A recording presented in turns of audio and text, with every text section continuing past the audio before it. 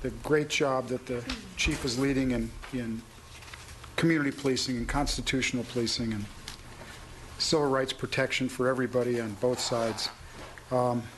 This communication across the street, I believe, will lead back and forth to making progress in a number of different areas. So I'm pleased during the week of our progress out here in the West Coast, and really appalled at the lack of progress on the East Coast. Comments? Welcome. Please let the record reflect Commissioner Kim is now present. Well, I just want to apologize for being late. I had a immigration court hearing this morning, but because of the federal government shutdown, actually the hearing did not take place.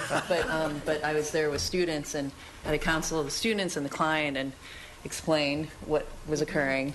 We anticipated it, of course. So based on the shutdown, what happened? Well, so a number. What didn't happen? It's an initial hearing in an immigration court case, a master calendar hearing, which is similar to an arraignment. And if the criminal justice system is any kind of analogy.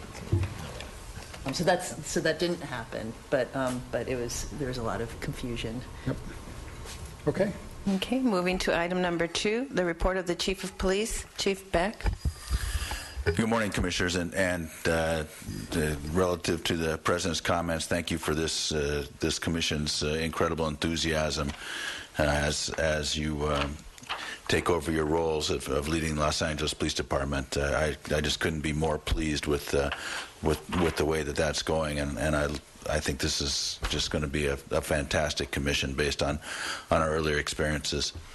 I wanted to update the public and the Commission on Special Order 7. As you know, last week, Judge invoked a stay on that order. That was an order that was approved by the previous Commission after being authored by the Department. It was also vetted through the State Attorney General's office, who did an extensive opinion on its legality, through the City Attorney's office, who had the same opinion as the State Attorney General. It was reviewed by the prior mayor and the current mayor, and also by City Council. Unfortunately, the court decided to strike it down based on a motion by the Police Protective League. Yesterday, the city attorney announced that the city will be appealing that decision, and I have encouraged the city attorney to seek a stay in the court's action pending that appeal. So that's where we stand with SO7 at this moment. Under my report on crime, we continue to have a significant reduction in violent and property crime this year as compared to last year. I'll remind you that last year we were the only big city in California of the top 13 largest population cities to see a Part 1 crime reduction. And we also led the top dozen cities in California in our level of violent crime reduction last year. So these numbers are on top of a good year last year. Homicide, we're down 7.6%. Rape, we're down 28.5%. Robbery, down 12%. Aggravated assault, down 9.8%. Total violent crime reduction is 11.7%. Property crime is also down across the board, not quite to the level of violent crime. Total property crime is down a little under 3.5%. And the aggregate of those two things, violent crime and property crime, is Part 1 crime, and we're down 4.8% in Part 1 crime. Gang crime is also down at 17.3% total from 2012 and 24% since 2011. All of our bureaus, all the 4 geographic bureaus, are experiencing Part 1 crime decreases, although we do have some individual divisions that are seeing increases. Sworn personnel, sworn and civilian personnel statistics, we have 9,924 sworn personnel on payroll, almost 100 officers short of our TO. Reserve officers, we have 277. Level 2s, 22. Level 3s, 135. Volunteers, 392. Chaplains, 44. Our civilian personnel, we have 2,813 employed and 534 vacancies. And police cadets, we have 4,010. And that concludes my report. Okay, item number 3 on the agenda is the report of the Executive Director, Mr. Tiefenk. Good morning, Mr. President, members of the Commission. Just a brief item. Our valet item is still in council. We got first passage last week, but less than 10 votes, so it's back on today. So if I have to leave, Ms. Vega will take over for me, but hopefully it'll get a unanimous ruling today and become effective in 30 days after about 4 years of work. That concludes my report. Okay. Item number 4 on the agenda, the report of the Inspector General, Mr. Bustamante. Well, thank you, Mr. President and Commissioners. I have nothing to report today. Okay. Item number 5 consists of information items and filed items submitted for the period ending September 27, 2013, relative to noise variance permits and special event permits. Item number 6, presentations. Do we have any presentations? No, we do not. Okay. Item number 7 are consent agenda items, and we have none this morning. So we will move to item number 8, regular agenda items. Item number 8A is a verbal presentation, unless the Commissioner wishes to pull an item from 8B through 8F. Mr. President, I think it's important that we hear, in addition to 8A, items 8C, D, E, and F. So I would move approval of item 8B. Okay, do we have a second for approval of 8B? Second. Okay, all those in favor? Aye. Okay, thank you. Okay, we will begin with 8A, verbal presentation and update from the commanding officer and Community Police Advisory Board representative regarding community-initiated problem-solving, crime strategies, and other programs and goals within the Southeast area. While you're on the way up to the mic, I do want to make one comment about 8B. I want to congratulate our grant people and the people that they communicate with in bringing down some of these grants. In a budget that we have, like we have, these are meaningful, big dollar grants, and they take a lot of work in 2 things. One is identifying the fact that there is a grant out there, and then 2 is getting it done. And I think that congratulations are in order, and keep on doing what you're doing. Okay, sorry. Hi. Good morning, Commissioners. Chief Beck, Mr. Bustamante, Mr. Tiefenk. What I would like to do, this is my 7th presentation representing Southeast to the Commission. And so what I'd like to do is introduce Ms. Teresa Martinez, who's our CPAB co-chair, and have Officer Dawson Hill, who's also at the table with me, go through and talk about the primary reason we're here, and that's the CPAB. So, Ms. Martinez. Good morning, ladies and gentlemen. My name is Teresa Martinez. I've been a CPAB member for almost 15 years, co-chair for almost 7 years. I live and born in South Los Angeles, so I know what's going on in my area. Thank you. Hello, Commission. My name is Dawson Hill, Officer Dawson Hill. How's everybody doing today? Good, thanks. Good. Some of the things that are going on under the leadership of our commanding officer is we're partnering with the clergy. That's one of the biggest things that the CPAB is doing, is partnering with the volunteers, partnering with the clergy. The clergy has a pulse of what's going on in the community, and so CPAB members want to partner with the clergy. CPAB, of course, are helping reporting crimes in the area, in the neighborhood. They want to keep the area clean. CPAB members also going and getting educated from the senior lead officers and from the many guest speakers that come and talk to us. Once a month, CPAB does cleanups. They partner with the senior lead officers and do cleanups in the area. CPAB works with the clergy in terms of empowerment walks. We just had an empowerment walk recently on Figueroa, and basically what we do is we partner with the clergy, CPAB, other members, the Sheriff's Department came out with us, and we walked basically from 97th and Figueroa, from the Mark Twain Library, down to Imperial and back. And in that walk, we just didn't walk. We gave out a lot of really good information about how prostitutes can get off the street and get shelters, how unemployed people who are unemployed, such as veterans can go back to school. So it was a really great walk, and it's something that we do a lot. We've had pancake breakfasts with the community. We've had prayer breakfasts, and those are some of the things that we've done in the past. Some of the things that we want to do for the future is we want to continue our relationship with the volunteers, boosters, and clergy. We want to develop a platform where disadvantaged individuals, groups, and have opportunities to engage dialogue. We want to increase our CPAB membership, which is important.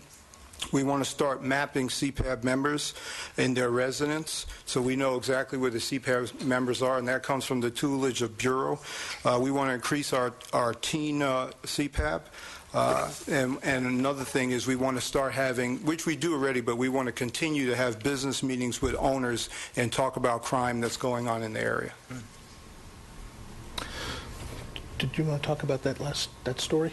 Oh, the way we get, like I said, we involve a lot with the clergy. I just recently lost my sister in July, and a lot of the clergy member would call me, give me my condolences, tell me they're my prayer, So I went to their meeting one Thursday, and I asked them, I told them, thank you. My family said thank you for your prayers, and they're keeping us in your prayer. And all of a sudden, next I know, Pastor Marshall passed a hat, and next I know they gave me a small donation, and I said, I just came here, thank you, because I know I loved working with everybody, and I'm like I said, I'm a giver. I like to help, and it's hard for me to take something, That's the problem with me. I'm there for everybody, but when it comes to me, it's hard to, for me to get something. But I got the small donation. I gave it to my brother-in-law, my niece, and they say thank you, and they send a cards from my sister's family. It's, like I said, it's hard for me. I'm there. I want to help. But you're helping them when they give. You're helping them because they want to give to you. But it's hard for me to, for them to, Teresa, you need this, you need that. I said, I'm here to help, That's what I make sure I'm there. I'm raised, and I'm still living in South Central Austin, so I try to make sure I'm always trying to find something, How many members are on your CPAB? We have about 50 members in the CPAB. 50? Yes. Wonderful. Mm-hmm. And every time I make sure when something's going on, I have my phone tree, Miss Pittman, so-and-so call, my members, tell them what's going on. If we have an emergency meeting, we always try to, like I said, we always communicate by phone.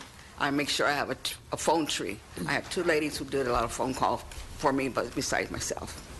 Mm-hmm. A number of the CPAB members that we have are also part of our clergy. And to tie in CPAB to Part 1 crime reduction, one of the projects that they took on a couple of years ago was they created a map of Southeast, and they mapped out as many private video cameras, liquor stores, homes, and that sort of thing that we provided to the detectives so that they had the ability when we had a violent crime or any kind of a crime to know whether or not there were cameras in that area and use those for purposes of trying to gather information on the crime. It has been my focus for the past 6.5 years at Southeast to really look at the juvenile crime, to look at juveniles and see what we can do and how we can impact the next generation, if you will. And our cadet program now has approximately 80 active and 27 currently in the academy. Our PALs, we have 135 children that are active in a youth track program, a music program, and our hockey team, which goes up and plays us roller skate hockey, just won, took first place in that league.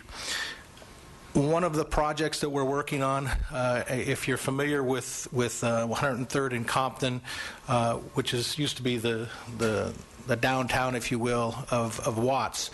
There's the old police station, City Hall, fire station that's there, and Yo Watts is in the old police station and City Hall.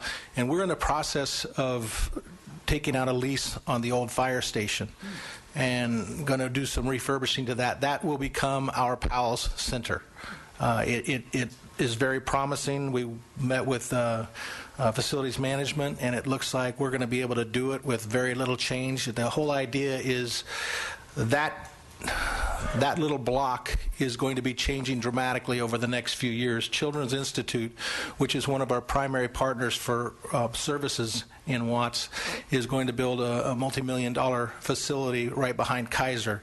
The councilman will be moving out of 103rd and Compton facility, moving into the library that's in between Kaiser and the fire station. And then we've recently relocated our CSP substation, if you will, to the downstairs office at 103rd and Compton. So we now have that CSP facility is right in the middle of all of the developments. Phil, tell me a little bit about CSP. 'Cause it's The CSP program is 10 officers and a sergeant in each Nickerson Gardens, Jordan Downs, and Imperial Courts.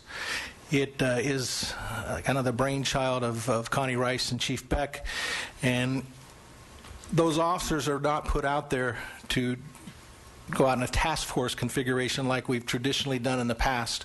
It has been my belief that we need to build relationships. We need to build trust. We need to change the dynamic between the police and the community. It was a very dysfunctional relationship.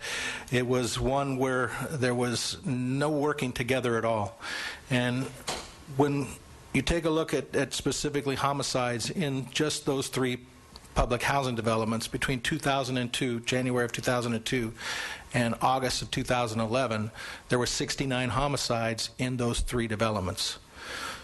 We implemented the CSP program, and it was kind of a build a plane while you fly it.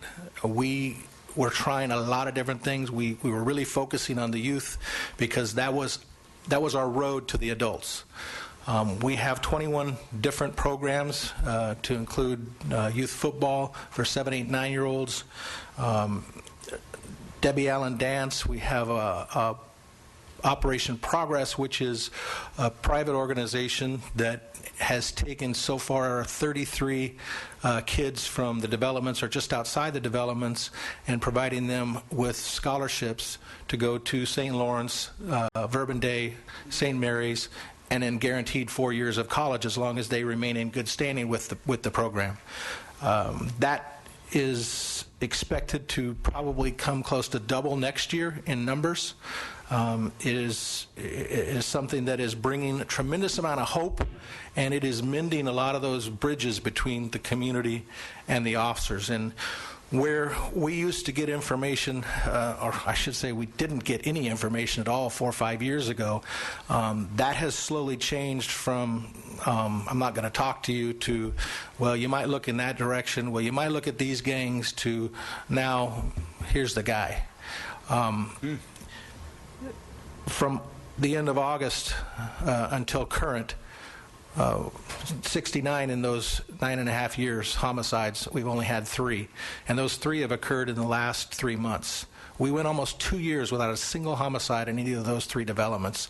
And the homicides that have occurred because of the relationship that we've built, all 3 of those have had an arrest involved because we're getting continuous information. We're getting requests for meetings from the community. We're seeing a community now, instead of being angry, they're hurting. And they're hurting because they really enjoyed that nearly 2 years of peace in those developments. So that program has been very instrumental in the direction that I'm trying to go as far as focusing on the youth, as far as trying to focus on looking at alternatives to making arrests. I took a look at some of the numbers, and I got to Southeast at the beginning of 2007, and from 2007 until current, 9/28/07, 9/28/2013, our violent crime has been reduced by 47%, while at the same time our arrests have declined by 44%. We're focusing on the arrests that have to be made.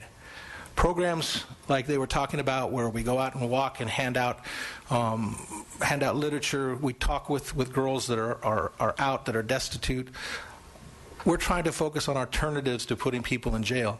We have right now two different programs dealing with youth. And when a young person who doesn't have an extensive record gets involved in something and they get arrested, we're taking and doing a crime report and then holding that crime report in abeyance, if you will, and putting them into a program where there's family counseling, there's counseling to try and find out what trauma is causing this child to behave in the way that they are.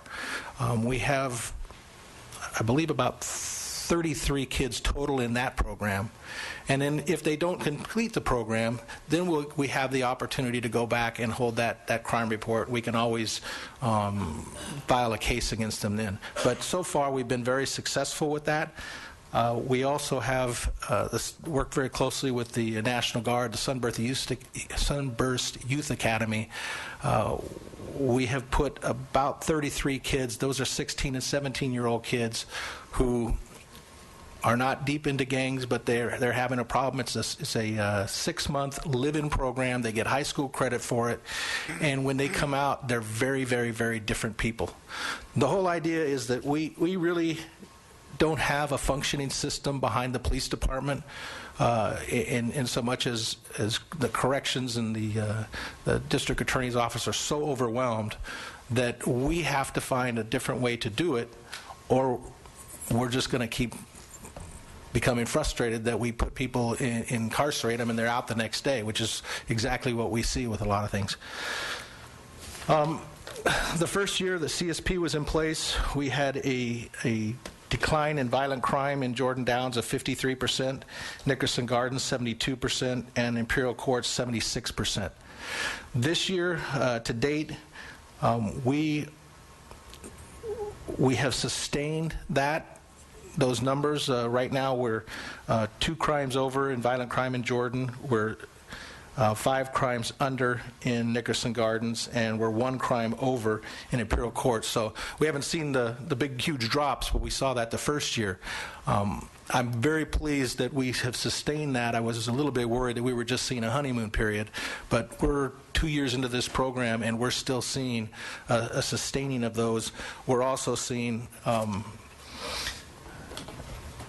a number of kids who now, if they're not into our Operation Progress programs, they're also other kids that are being tutored by USC and UCLA students.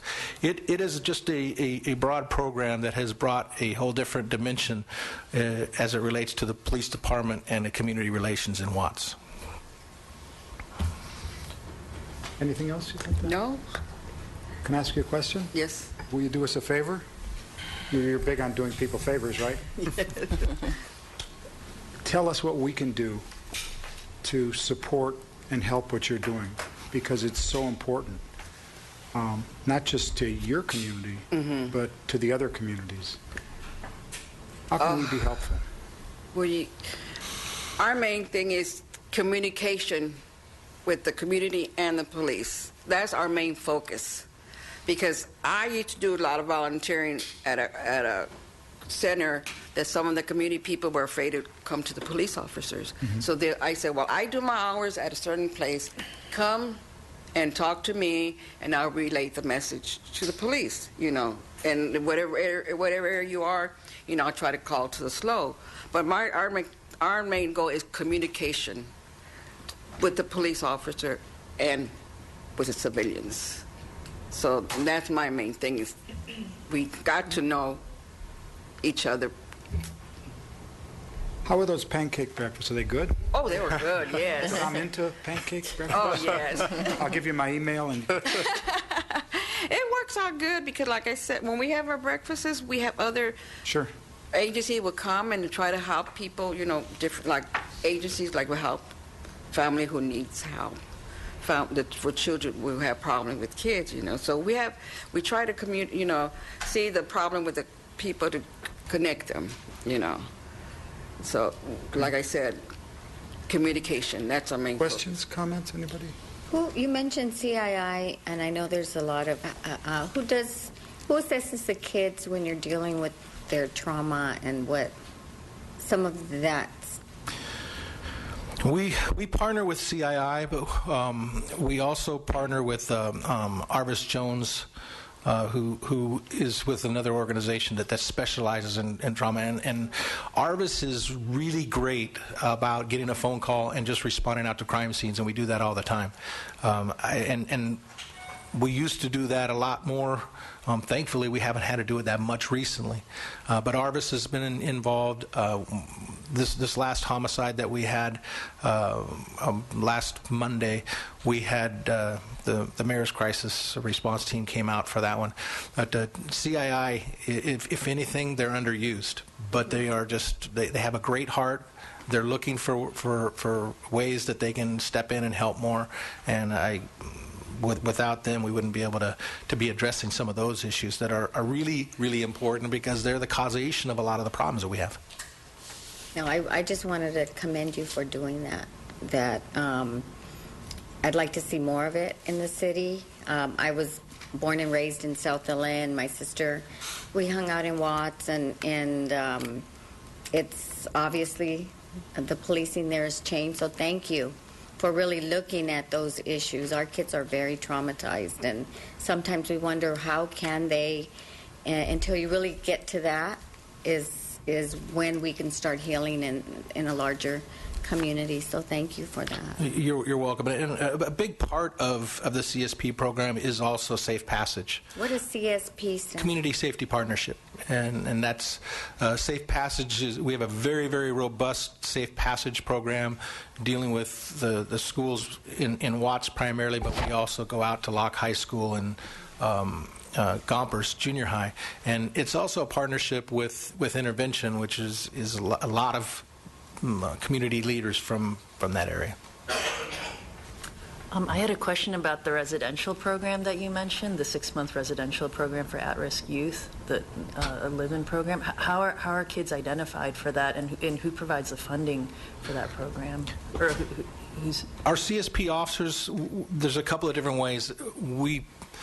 The CSP officers, when they're out in the community, as they talk with different kids, they look for kids that would qualify. And with the Sunburst, it's a program that is completely funded by the California National Guard.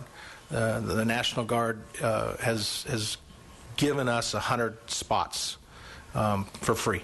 And so do the kids have to apply to?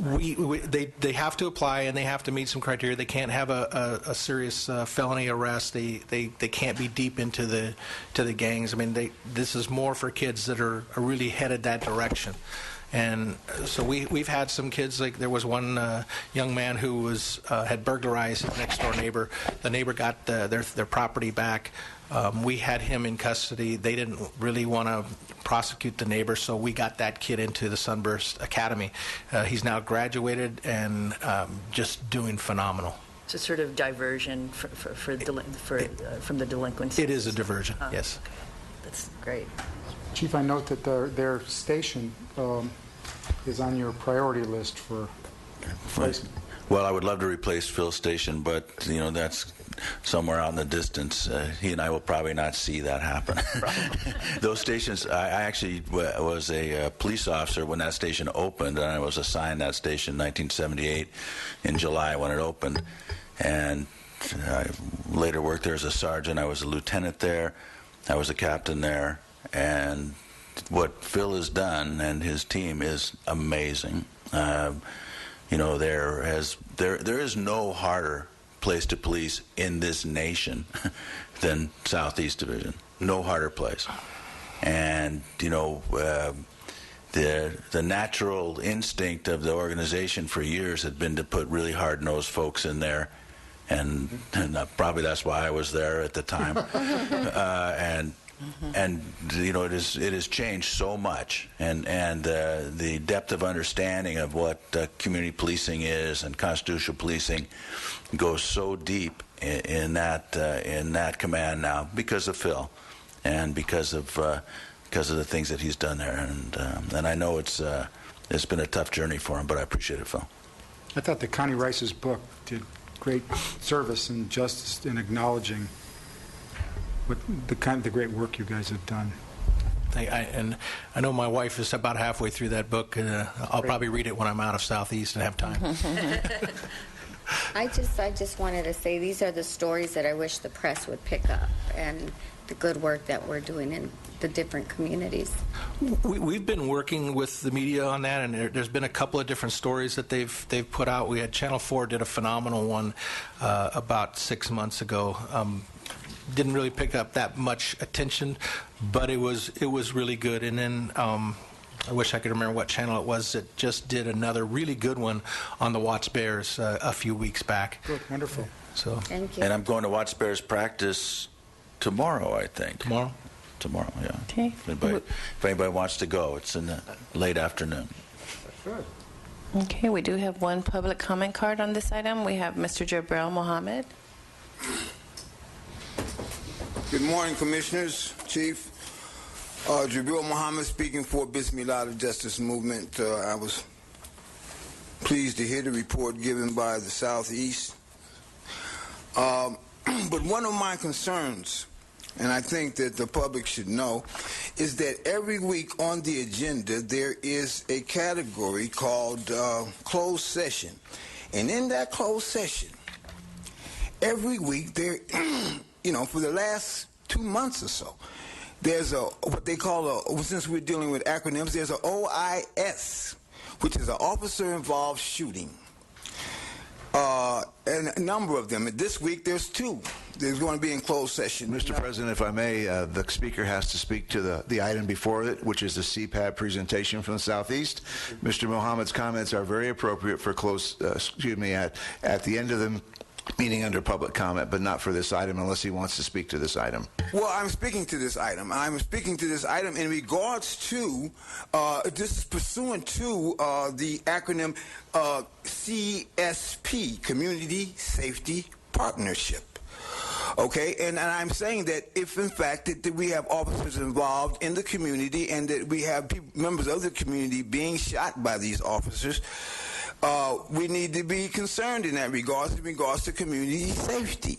And I'm saying that it's been my pondering regarding the psychological profile of the officers that are employed, whereby their decision is to be involved in such a scenario where they kill or shoot or wound or the public in which they serve.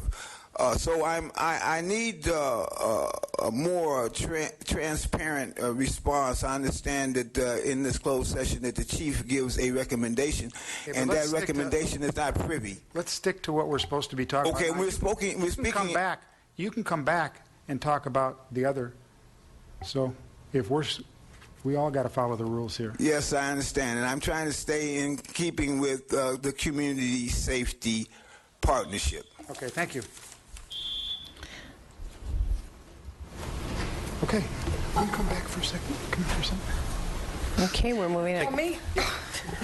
Okay, Thank you so moving much. on to item number C. Department's report dated September 13, 2013, relative to the bomb squad audit, IAID number 13-004.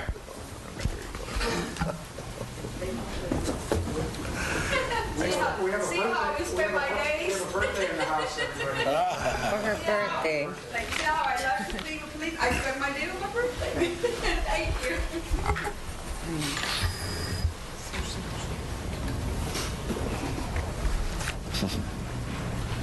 Thank you. Okay, thanks. Mr. President, Yeah. if I might make just a general comment about the audits before we begin this presentation. We do have 4 audits on our agenda today, and I asked to have each of them held special, and I want to explain why I'm doing that. Sure. The audits that we see often seem routine, and happily, they often show very good results. But they're important. Even when they're routine and when the results are good. They are, in fact, I think, the core of our responsibility, our oversight responsibility, particularly post-consent decree. They are, the audits, I think, the core of the reform efforts that the department has undertaken successfully, the improvements that we've seen, and the updating of policies that we're concerned about. And in addition, because they're so detailed and so well done, they give us a very clear view into the mechanics of the operations of the department at a pretty basic level that we would not see otherwise. And so even though they are generally good, and they do occasionally identify problems, they do occasionally identify issues for us. And the reason I held them was so that we could see those. Today's are generally pretty good, as they usually are. And so I know the department has an annual plan of all the audits it does. The Inspector General does as well. And so we'll be seeing many of these, but I just want to explain why I had pulled these. Thank you. Thank you.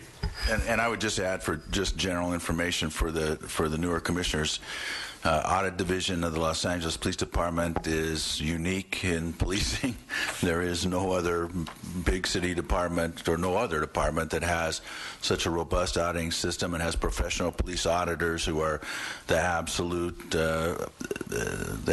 peak of police performance auditing. And we get people from all over the country that come and see how we do this, and most people are amazed that we are so introspective. And even once in a while I even cringe when I see them. I go, oh boy, why did we check that?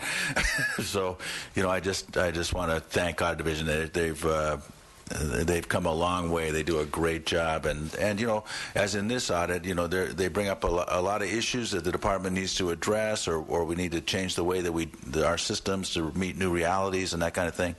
It's just a really good process. And then on top of it, that the audits just don't come to me and sit on my desk and I fix it in the darkness of my office. They brought to light in front of the commission. A lot of times, we get negative media regarding them, but I always want to bring back, this is us looking at ourselves saying, how do we do better? And how do we coordinate, well, I don't know if it's our responsibility or the controller's responsibility, but how's the coordination between the two so they're not light years behind, or... I met with the controller last week, and what I recommended to him was that especially because they have so many city departments to audit, and most of them don't have an internal auditing system like we do, is to work with us. And if they have things that they want audited, we'll do the footwork for you. You can trust our numbers, and then you can draw your conclusions and use us. I mean, if you want things that included in our audit schedule that you're of interest, then let us work with you. Because one of the things, when outside auditors come in, they don't understand the workings of the department, so sometimes they draw nonsensical conclusions, so we like to help them. And so our new controller was very open to that, and he and I are having a lot of discussions about exactly how we can do this. Very good. Good morning, Jeffrey Phillips, Police Performance Auditor with Internal Audit Inspection Division. And John Encontra, the Commanding Officer of Emergency Services Division. Just to jump on that bandwagon with the accolades of Audit Division, just also wanted to mention that we also have a basic law enforcement performance auditor course, first in the nation. We've been doing it for about 7 years now, and we have folks from all over the nation, Canada, that come attend the course, and we've also taken the course out on the road. We've been to Europe. We've put on for large law enforcement agencies like the LA County Sheriff's Department. We're in Seattle earlier this year. And we've gone to a few other places where we've put on the course as well. Good. Okay, so before you have the bomb squad audit. Perhaps the most challenging thing about this audit was assigning it to my staff. They were a little worried about being around explosives, but I had a few people step up, and they did a great job. Would also like to take the time to... Nobody was hurt? No one was hurt. Everything was fine. Injured in the performance. would also like to take time and thank folks over at Bomb Squad who were very receptive and facilitated our ability to obtain, document, and actually go out and see the Bomb Squad magazines. In fact, maybe about 2 years ago, the previous commanding officer, Captain McDonald, who is no longer there, obviously, he had asked us to go in and conduct an audit because he was interested in us just measuring their performance and how they were doing. But because of the workload, we just went ahead and put on the annual audit plan, and we did get to it. This is perhaps one of the most lengthiest audits that would come across you. And as we started to look at the different areas, it was very evident there was many areas that we should look into. So we ended up with 14 objectives and 29 different tests that we conducted. Now, when you look at table number 1, the summary of findings, it looks at face value at very least. There's certainly some areas of deficiency. Almost half of the objectives, it seems that there's certainly area for improvement. Now, in light of this, I think it's also fair to just put things in context. Now, so most of these findings, I would say, fall under the standard operating procedures that the Bomb Squad had. The last time they had revised those was in 2006. And so most of these standard operating procedures were not reflecting the current operations and real world. They had very good internal controls, but were not reflecting the current operations and their needs. For example, the frequency in that they went ahead and conducted inspections and audits and inventories of the things that they had. In some cases, they had changed it to be more effective and more efficient, but still didn't reflect what the SOPs indicated. So again, in some cases, more was actually done than the SOPs indicated. I'd actually like to point out to objective number 9 on page 17 in table number 3, where our auditors actually went in there alongside Bomb Squad personnel and inventoried these items. They measured, they counted, they weighed, and everything was 100% accurate. So I think that certainly is reflective of how accurate they are in keeping track of the things, and they do so by having a tracking number for their equipment. And as far as supervisory oversight, although the green books or the green logs that they utilize, we didn't see that there was supervisory oversight and the supervisors signing off on these green books very frequently. But we did see, and although not indicated in the SOPs, we did see that the supervisors go out on the calls. In fact, in almost all but one of the calls, you had a supervisor that actually went out on the call, which then indicates that there is some supervisory level at that level. And then as far as training, there are some national standards that are put out. And here again, to put things in context, usually in anything, when you look at national standards are set forth to try to accommodate the various agencies nationwide. Obviously, the LEPD is somewhat unique given the fact that it's a large agency.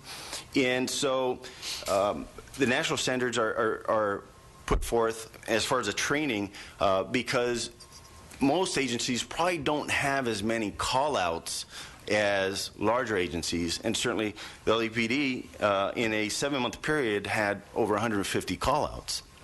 So you could probably see where the practice is certainly put in place by responding to these call-outs. Notwithstanding, the national training standards do indicate that the call-outs should not count towards training. So there were some recommendations that were made, again, most of the findings I think would be addressed within these recommendations and within the standard operating procedures and updating standard operating procedures. The bomb squad was very, very receptive, and they reacted very, very quickly to our findings. As you can see, there's a very extensive response that was put together by them. And I think at this point, I'll go ahead and conclude my presentation, entertain either any questions, or I'd like to go ahead and pass it over to Captain Incontro, who can go ahead and just touch on the recommendations that they've implemented. Yeah, I have one question, but maybe it can come after. It's based on the recommendations and the follow-up on the recommendations. Thank you, Mr. Commissioner. I've been at Emergency Services since July. When I took over command from Captain McDonald, he and I spent quite a bit of time going over this audit. I went over the audit with both Lieutenant Smith and Sergeant Salinas that oversee the hazardous devices unit, or the bomb squad. And I was very pleased to see that the action taken was quick. They recognized deficiencies, they recognized the needs to improve, and oftentimes, for most of this, as indicated was in the audit, is we needed to update our standard operating procedures. Pleased to say that if there are no changes from the Commission, we can implement today. If there are changes, we will implement those changes and probably implement by tomorrow, I think. But many times we were exceeding things beyond the standards set by the Alcohol, Tobacco, Firearms, and Explosives as far as inspections, but we weren't recording it. We didn't have a method to record it on our forms. Those forms have been updated. We needed to update and change the standard operating procedures, and I'm pleased to say that as of September 13th, we've completed recommendation number 1. And again, just awaiting for final approval. And those will be given to all our personnel, and training would be implemented as we give them the information. The other recommendations that were asked have all been done and have been corrected. In some of the rate, we've installed fencing. We've been able to change our control sheet that accurately reflects a supervisor having seen it and approving it, and we are making sure that we are consistent in what we document in all our entry into the magazines, inspections of the magazines, and it's clearly reflected in supervisor logs and in the sheets at this time. So if you were to go today and recheck 6A and 6B, it would go from 0% or 10% to 100%. Yes, sir. And one of the other things that we're doing, we're working with our bureau, Counterterrorism Special Operations Bureau, and we've asked that an independent person come in and do audits and inspections of all our magazines with our assistance to make sure that we have an independent eyes taking a look at what we believe we're in compliance with. And the cycle, so when would you go back to bomb squad again, historically? Commissioners, so as part of this process, when you see recommendations, the board expects to see when these recommendations are closed. Sure. So the manner in which we will go, we'll have communication with the bomb squad, and we have had that communication. And we'll go back and conduct an inspection just on those recommendations to see where they stand. Good. And if they have been implemented, we will go ahead and generate correspondence indicating that they have been closed and implemented. And that would be forwarded through the Special Assistant for Constitutional Policing. Questions, comments? Maybe I didn't hear it. How long after do you go back? How much time do they have? It's going to be dependent upon the communication with them and where they are and this is, I'm speaking here for this audit, but in general for other audits as well. We will establish that communication. Okay, where are you with implementing these recommendations?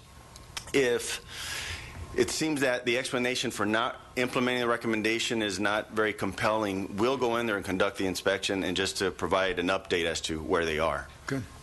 So we try to be as reasonable as possible. If it's reasonable as to why the recommendation hasn't been implemented, then we might hold off a little bit longer. There might be a change of policy that is afoot, and therefore it would be reasonable to go ahead and wait until that new policy takes effect. My only comment is to thank you for your proactive response to the audit, so that what we're seeing today, you can answer the question you just did with Commissioner Soberoff, that the changes have been made. Thank you, sir. Appreciate that. Very well done. Welcome. Thank you. And on the bigger picture, just to help me, because I'm still on my learning curve here. I guess everybody's always on their learning curve, right? The journey. I'm on the earliest part of the learning curve. Okay. How many audits how many categories are there for audits, and when would this one come up again for a fresh audit? 2 years, 5 years?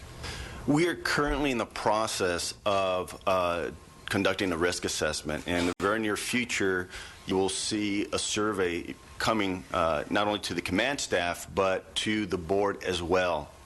And it's going to be based, we're going to base it off that's going to be part of our risk assessment. So unless directed by the board, I'm not direct, I'm just asking. Well, we're all I'm asking probably... is how many do you do, and what is the cycle? I'm just trying to... There's some audits that have been conducted for the past 10 years. They date back to the consent decree, and we've deemed these audits to have some importance, such as you'll see the search warrant audit being done on a yearly basis, confidential informant. So some are done on yearly, some are done every 4 years as needed. Right. Okay. Correct. Good. So we're going to try to get a better picture based on this risk assessment that we're conducting. Good. And I would just like to add that to when we talk about risk assessments and risk management, with what material we have, with the job that we have within the hazardous devices and hazardous materials unit, it's important for us to have an ongoing inspections. Sure. So we're definitely going to continue to work with CTSOB, Counterterrorism Special Operations Bureau, to ensure that we have those independent eyes that will look, based upon conversations with Chief Downing, and what's appropriate. But we want to continue to do that, and I think that supports what my supervisors within the bomb squad are doing on a weekly basis. Great. Good job. Thank you. Thank you. Let's call a motion. We need a motion. Unless there's public comment, I move approval of item 8C. Second. All those in favor? Aye. Aye. That means they're done today, right? Absolutely. We don't have to wait till tomorrow. No, not at all. Thank you, sir. Okay, moving on to item number 8D, Department's Report dated September 13, 2013, relative to the California Witness Relocation and Assistance Program Audit, IAID number 12-091. Welcome. Thank you for... Good morning, Commissioners, Chief, and Inspector General. My name is Bert Mora. Along with me is Monica Strader, who was the auditor on this audit. Kevin McCarthy, Command of Detective Bureau. What you have before you is the California Witness Relocation and Assistance Program audit. The purpose of the audit was to determine whether the department established adequate controls to manage CalRAP expenditures and determine if the department was adhering to policy and procedure. This was the second audit in this area that IAID conducted. Overall, the department did a really good job. We reviewed a total of 33 cases for this audit. We had a total of 11 objectives and sub-objectives. As you can see in Table 1, you will be able to compare the results of this current audit and the prior audit. In this audit, we had 4 objectives that had a 95% or higher achievement and 2 objectives that were below 90%. It's important to note that in the prior audit there were some recommendations, and each of those recommendations has already been implemented. This current audit, we did not make any recommendations.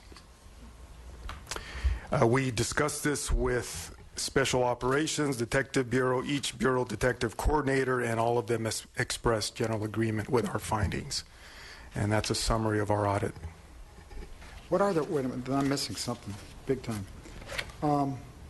I see detailed findings, summary of findings. Oh, and then the objectives. Okay, but there weren't recommendations. No, we felt that the recommendations from the prior audit were sufficient, and in this audit, it's important also to note that the policy that was established was established during the process of conducting this audit. So I think that future audits will have the policy in its full effect. Yeah, there's a new process that, with the new policy, it required to establish Bureau Detective Coordinators. Well, 31 of the 3 cases that we audited in this audit were open before the new policy came into effect. Therefore, we believe that the next time we conduct this audit, it's going to be including all cases with the new procedure that now Bureau coordinators have the responsibility of oversight over these packages, where in this audit we weren't able to really test that because it was in that transition phase. Overall, we're pleased with the audit, and we understand there's always room for improvement. I attend CompStat, weekly CompStats for the areas, and we address this regularly at CompStat, so we're confident that we'll see improvement. I mean, if I look at the report card of the current and the other one, I mean, even though the current report card is really good, the last one was better. There's a trend in every single category going down. And what is that? It's not, is it troubling? Is it, I mean, the grades are so high anyway, you know, what's the difference between an A+ and an A? You know, for example, in objective number 6A, the cases have to be submitted for reimbursement within 6 months. That's really fluid because 5 of the 38 weren't submitted in time, but that has a lot to do with the case. Typically, they're homicide cases, and they continue and continue and continue, and so we don't make the 6-month mark. But in each of those 5 cases, we were fully reimbursed.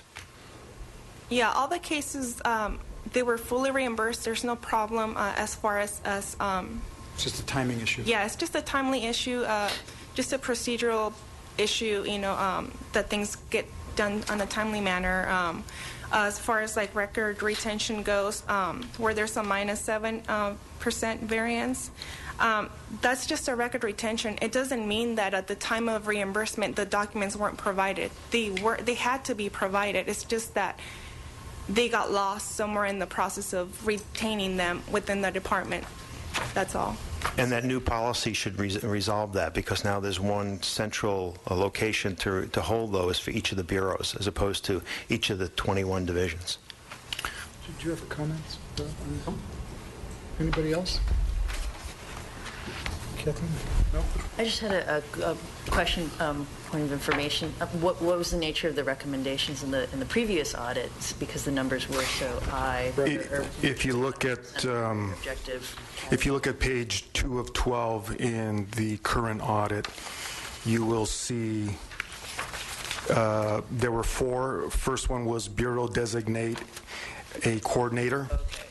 The second one was for Fiscal Operations Division to immediately separate cash handling, recording, and reconciliation duties. The third one was that Fiscal Operations immediately establish controls to secure the safe.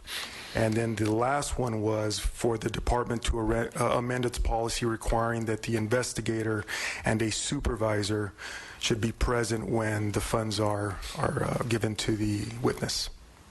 Okay, thank you. There are no comment cards on this item. Move approval of item 8D.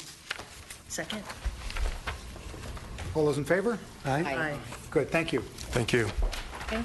Moving on to item number 8E, Department's report dated September 20th, 2013, relative to the Gang Enforcement Detail Selection Criteria Audit, IAID number 13-034.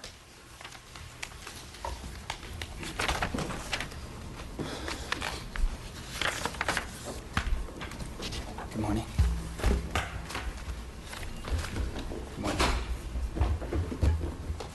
Commissioners, This is probably a good example of one of the very frequent audits that you see on a yearly basis, the GED selection criteria audit.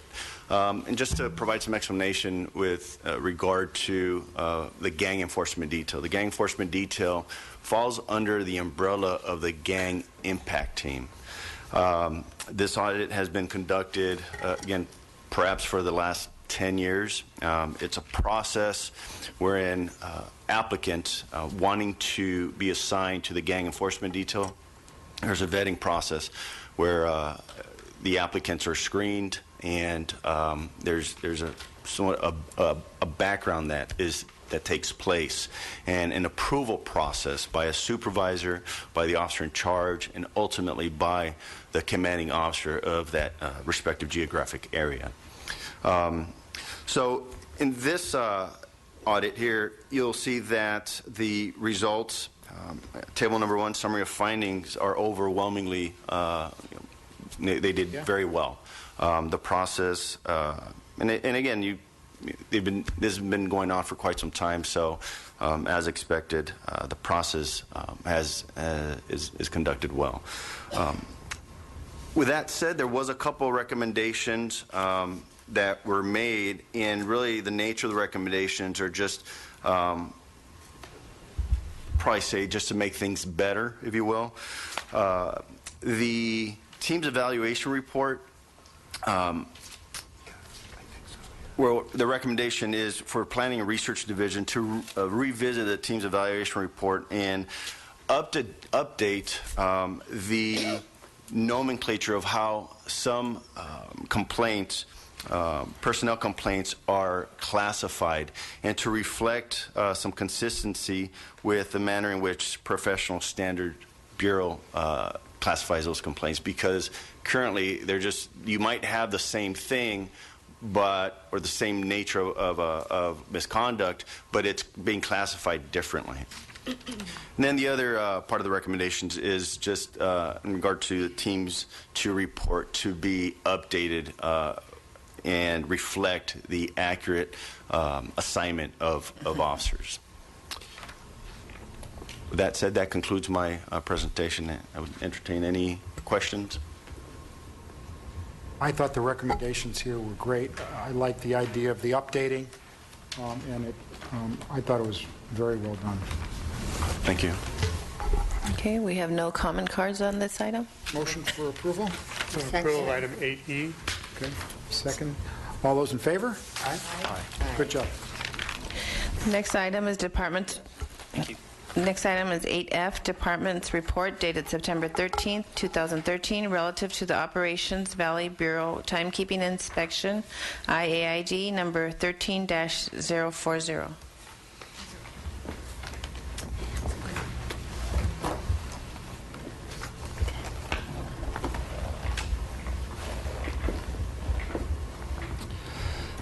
Before you is the Operations Valley Bureau Timekeeping Inspection. This is the third timekeeping inspection. These have been conducted bureau-wide. So rather than department-wide, these have been conducted bureau-wide. So we've conducted one for South Bureau, Operation South Bureau, Operation Central Bureau. This is Operations Valley Bureau, and in the near future, you'll see Operations West Bureau come before you. This is a very labor-intensive audit, because the actual process of timekeeping is very, very, very labor intensive.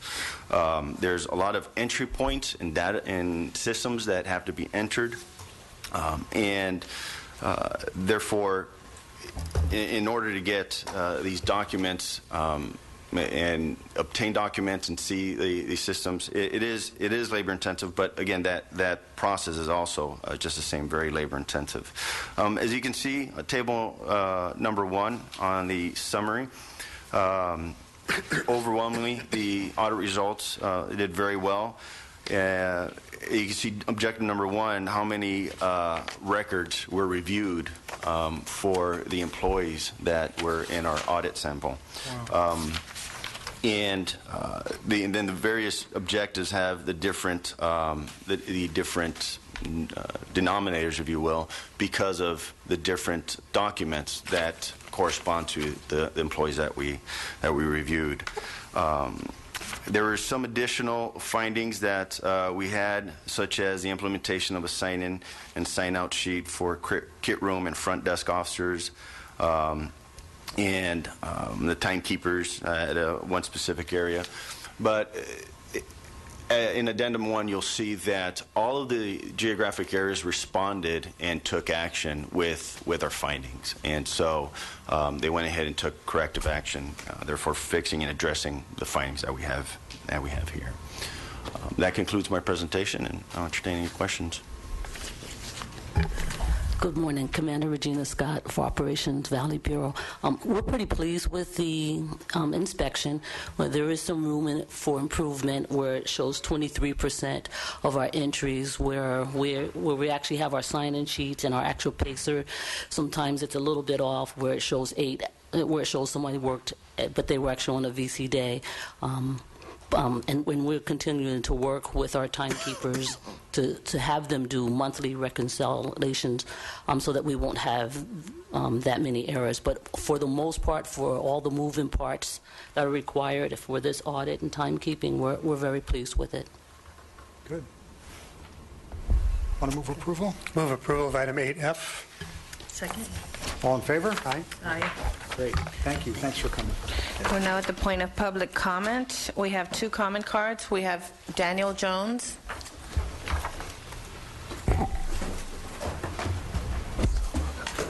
Good morning, ladies and gentlemen. My name is Daniel Jones.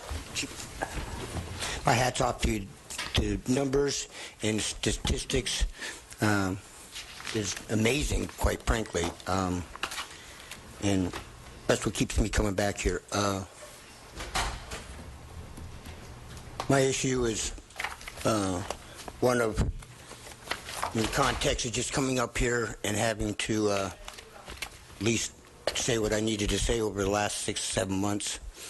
It was just an exception to the rule, Chief. And you can't really do much with that, but hopefully by my demonstrating my God-given right to have my constitutional obligation, hopefully people have learned things and going about it the right way. These institutions were a heart and soul for my father, and they were for me and my parents. What walked me in the door the first time was the fact that I knew the police department did these things. What the CTAB presentation, I don't know why that was news to me. It's wonderful actions down there. And when I first got here, the first time I walked down to Central City East Police Department, I saw the mural out there. And the first thing I asked myself was, I saw the XYZ, and I go, where's the rest of the alphabet? Right? And it took me a year to answer that question. And the answer was, well, it doesn't need to be there. It's XYZ, cover all angles. I knew that right off the bat. I'm one of your biggest cheerleaders and one of the biggest, somebody who watches what they're supposed to do. And for me, hopefully, police department has learned that the oath is something that's to be regarded as sacred. Thank you very much, Chief. Have a good day. Thank you, sir. Jabril Mohammed. Good morning, Commissioners, Chief. This is Jabril Mohammed speaking for Bismillah, the Justice Movement, and the people. In regards to significant incidents, on May 9th of this year, 2013, I was violently attacked on Central and King Boulevard. The perpetrator is still at large, and he's yet to go arrested or prosecuted. This is my recommendation to the commission, and that is that this matter should be investigated. I think the crime report is 131311088. The people involved, the investigating detective as well as the district attorney, has yet to move to prosecute, and again I say arrest after some 4 months after the incident. But my another concern is that we have closed session every every week in regards to the officer-involved shootings in the area of Los Angeles. And the recommendations given by the police are not available to the public. Now, to my understanding, that these officer-involved shootings are increasing. That we had some 22, 24, if I'm not mistaken, officer-involved shootings last year, and it's risen to some 38 as we speak this year. Now, my concern is, what is the chief recommending? Why are we escalating in this regard, especially when our mantra is community safety? And that is another issue here, community safety partnership. Me, as a member of the community, do not feel safe knowing that the perpetrator of a crime, likened to the officers involved in these shootings, are going unprosecuted and undisciplined. We have no record of what's going on in the closed sessions, and I believe that the chief's recommendation is very, very, very important in regards to the people that he served. Thank you. Thank you, and that is the final comment card. We are now on item number 10, closed session items. The Board of Police Commissioners will now recess into closed session to discuss item numbers 10A, 1 and 2 in accordance with Government Code 54957.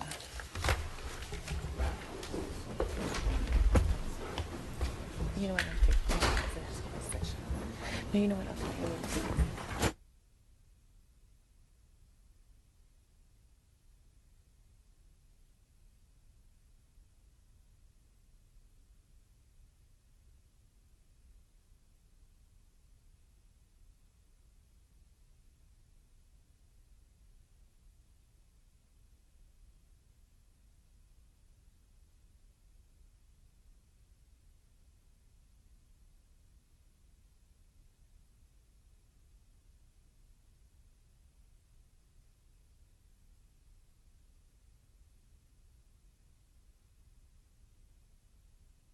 Sergio in Pacoima. You are watching LA City View 35, our city, our channel.